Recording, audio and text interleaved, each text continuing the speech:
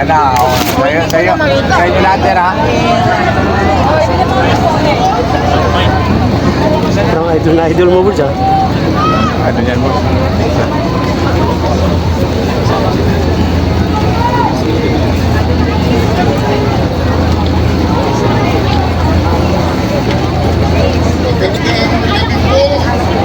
Sa lahat ng ating mga kababayan. Mahina. Narinig ko sumisigaw kanina ng We Are One. Sigaw nga. We are one! We are one! We are one! We are one! We are one! Mga kababayan, mga kapwa Pilipinong nagmamahal sa ating bayan at sa katotohanan. Ngayon po ay narito tayo muli, hindi dahil sa ano paman, kundi dahil sa ating buong paninindigan.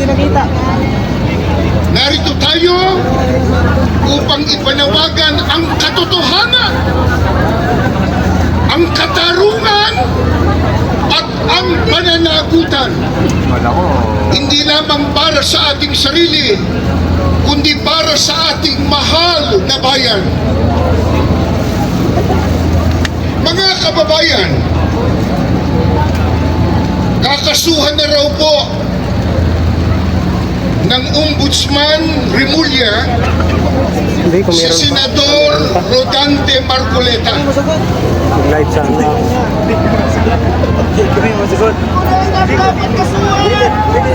Ikakaso daw po ay indirect bribery, plunder, mga kasong mabibigat, mga kasong magkukulong sa isang inosenteng tao.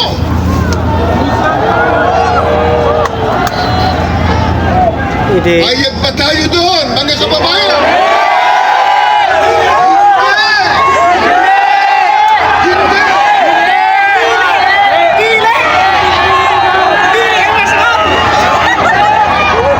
Meron pong napakalaking tanong. Bakit po si Marcoleta? Bakit ang nag-iimbestiga ang siyang kinakasuhan? Bakit ang naglalantad ng katotohanan ang siya nilang pinag-iinitan? Hindi po ba't ang COMELEC mismo ang nag-absuelto kay Marcoleta sa isyung ito? Hindi po ba pinatunayan na ng COMELEC na walang nilabag na batas si Marcoleta at sa natanggap niyang pinansyal na tulong mula sa mga pribadong individual? Kung ang pagtanggap ng campaign funds ay basihan ng plunder, bakit si Marcoleta lang?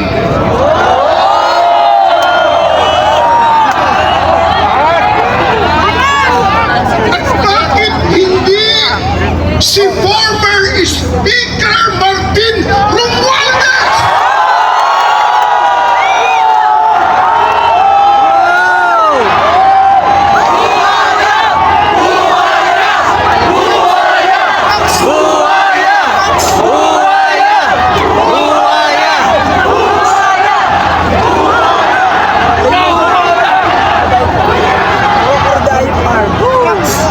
Bakit hindi siya ang kasuhan ng plunder?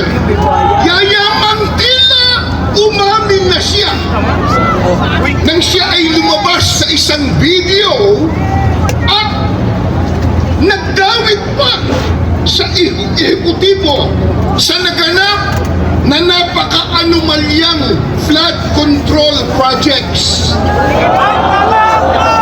Tila inamin na niya, nagdamay pa nga siya sa executive department.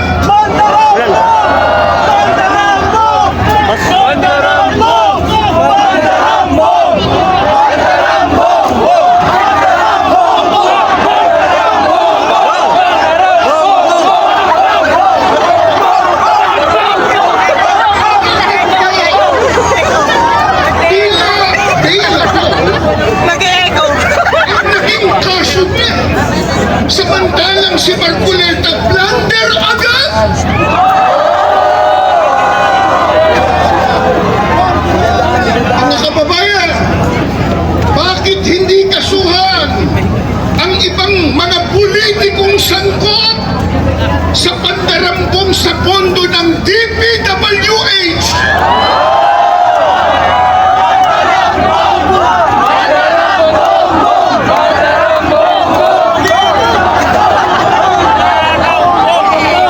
May echo nga daw kaya bongbong. Bongbong, mandarang bongbong. Ang dinambong nilang pondo ng DPWH ginamit sa kampanya ng ilang senador ngayon na nasa mayorya.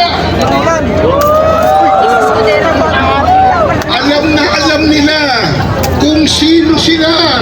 Kaya takot na sila po ay maimbestigahan.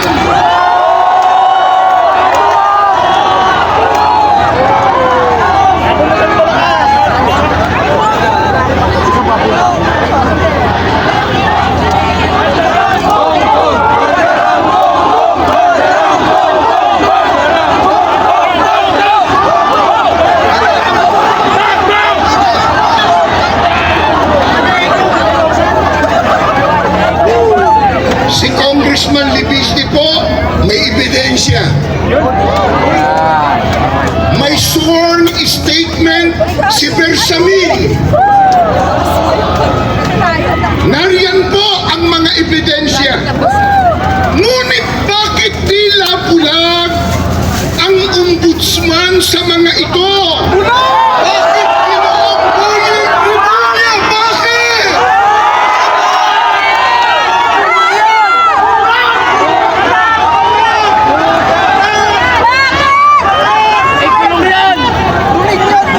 Paano kaya kung si Ruby ang ikulong nila, no? Baka Kaya pupunta mga dito yung mga Muslim, kaibigan no? at mga kababayan, Gira ba? simple lang ang ating tanong. Bakit si Marcoleta? Lang. Kasi siya ang nag-imbestiga eh. Alam niyo kung bakit? Sapagkat silang natatakot kay Marcoleta.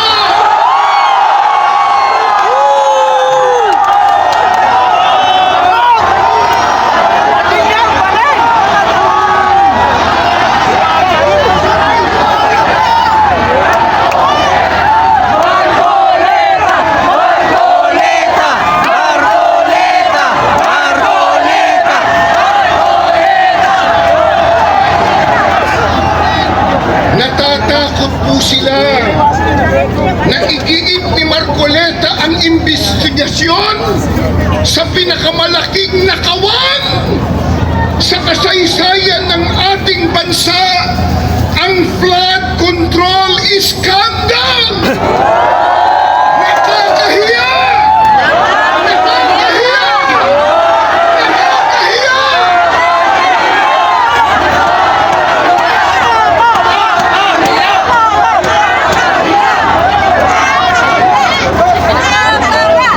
Ayaw po nilang lumabas ang katotohanan.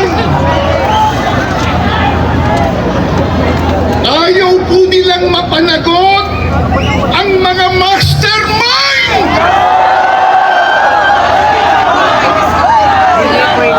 Kaya gagamitin po nila ang kapangyarihan ng ombudsman. Gagamitin po ang sandigang bayan upang takutin, upang patahimikin, Wala na. Saan ang sino mang magsisilbing hadlang sa kanilang kapuputahan? Meron pa, konti. Napakasama! Napakasama! Napakasama talaga. Napakasama talaga. Hindi normal talaga yan. Wala tayong magawa dyan. Mga kaibigan! Hindi. Basa ako nito. Tandaan po natin, Normal ang talaga yan. selective justice ay hindi po katarungan. Ang selective justice ay injustice!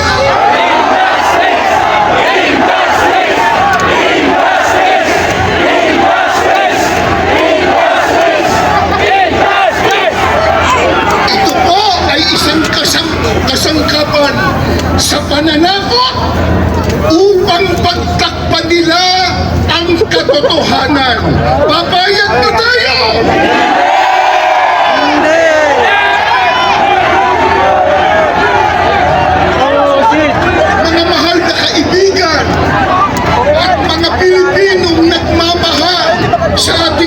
mamamayan. Kapag ang mga ahensya ang dapat sanang nagpuprotekta sa mga mamamayan, siya pa rin nagkakampi-kampi upang gipitin ang mga naglalantad ng katotohanan. Saan tayo pupulutin ng mga mamamayan? Hindi po ba halatang halata na ang ombudsman hindi kabayan at ang ilang mga mambabatas nagkakampi-kampi po para protektahan nila ang isa't isa, lalo na ang nakaw na pera.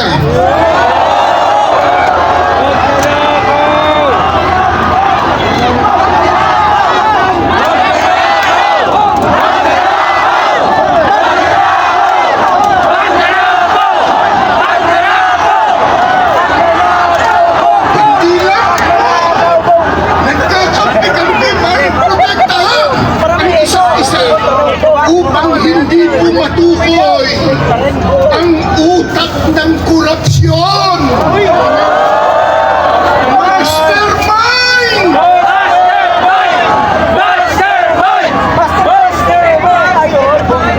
Mga kaibigan, mga Pilipinong nagmamahal sa ating bayan, ito mismo ang dahilan kung bakit tayo narito ngayon.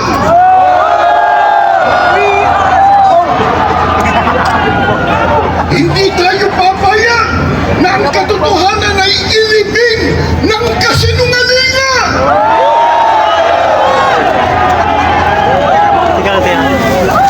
Hindi tayo papayag na ang katarungan Lumakas na naman. ay sikili ng mga nasa kapangyarihan. Kung gayon, ang tanong ulit, bakit si Marcoleta?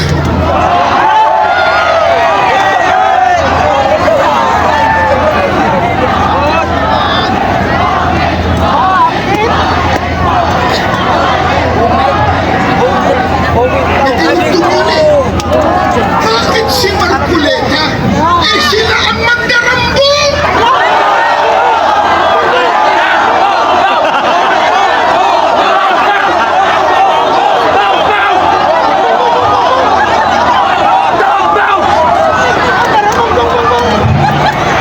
Kaya si Marcoleta, si Senador Marcoleta, dapat ipagsanggalang ang mga kurakot ang dapat kasuhan.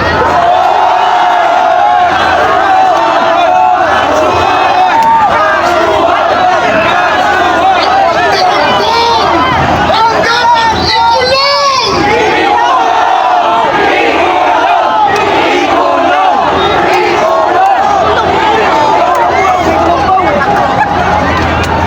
Kaya mga kababayan at mga Pilipinong nagmamahal sa ating bayan, ang panawagan nating lahat ay napakalinaw.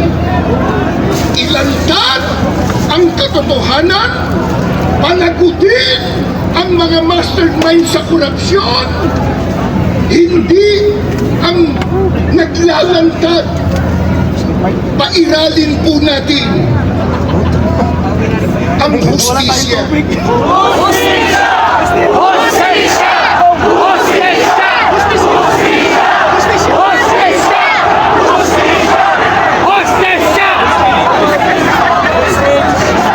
Hustisya at hindi po ang selective justice.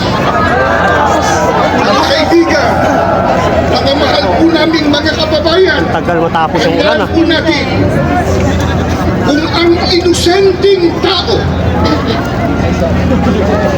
ikinukulong nila upang matakpan ang kasalanan ng iba, ang buong sambayanan ang magiging biktima.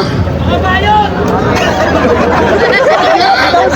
ulitin natin, kaya tayo tumitindig po ngayon.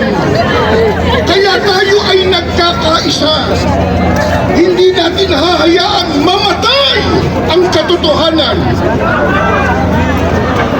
sa pamamagitan po ng pananakot nila at ng kanilang pandaraya.